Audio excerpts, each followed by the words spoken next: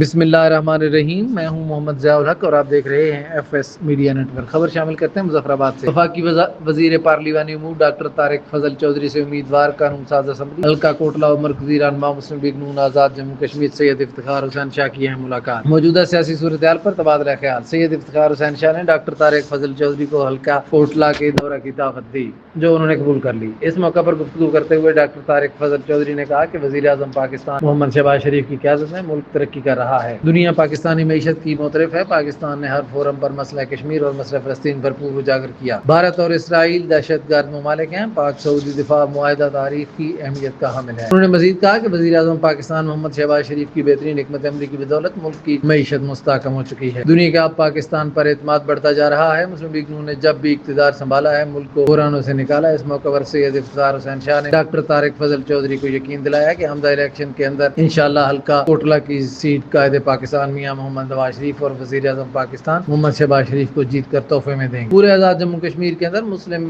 Election میں مسلم league کی کامیابی کے لیے اپنا تن من دھن نچھاور کر دیں گے۔ سبسکرائب کیجیے F S media network اور دیکھتے رہیے تازہ ترین تبصرے اور خبریں۔